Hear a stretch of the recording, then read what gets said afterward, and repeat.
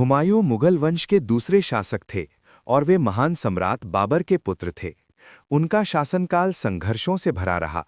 कई युद्धों में हार, निर्वासन और फिर दोबारा सत्ता में वापसी। हुमायूं का जीवन उतार चढ़ाव से भरा था। 1556 ईस्वी में एक दुर्घटना में उनकी मृत्यु हो गई, जिसके बाद उनकी पत्नी बेगा बेगम या हाजी बेगम ने उनकी स्मृति में एक भव्य मकबरे का निर्माण करवाया।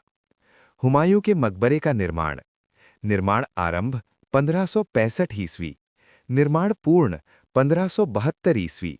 निर्माता बेगा बेगम। मुख्य वास्तुकार मीरक बिरजा गियास, फारसी वास्तुकार।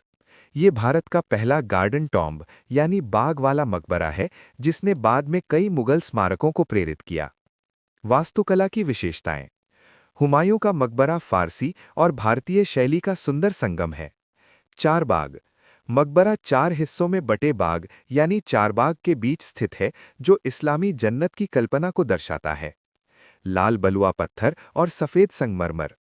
इस स्मारक में लाल पत्थर के साथ सफ़ेद संगमरमर का प्रयोग किया गया है, जो इसे भव्य और आकर्षक बनाता है। ऊंचा गुंबद। मकबरे का विशाल गुंबद इसकी पहचान है। ये दोहरी परत वाला गुंबद है, जो उस समय की उन्नत तकनीक को दर्शाता है। अक्सर कहा जाता है कि हुमायूं का मकबरा ताजमहल की प्रेरणा है। चार बाग योजना, ऊंचा चबूतरा, केंद्रीय गुंबद, ये सभी विशेषताएं बाद में ताजमहल में और भी निखर कर सामने आईं। हुमायूं के मकबरे की परिसर में कई अन्य महत्वपूर्ण स्मारक भी हैं।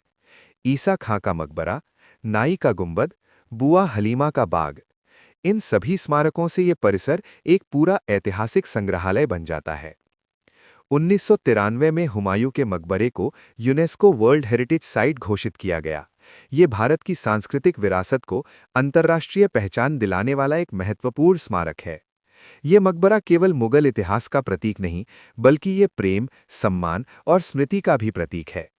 एक रानी द्वारा अपने पति के लिए बनवाया गया ये स्मारक उस युग की भावनाओं और कलात्मक सोच को दर्शाता है। आज ये स्थान देश विदेश से आने वाले पर्यटकों के लिए आकर्षण का केंद्र है। इतिहास प्रेमी, वास्तुकला के छात्र और फोटोग्राफर सभी के लिए ये स्थान खास है। हुमायूं का मकबरा केवल एक ऐतिहासिक इमारत नहीं, बल्कि ये मुगल काल की सोच, कला और संस्कृति का जीवंत प्रमाण है।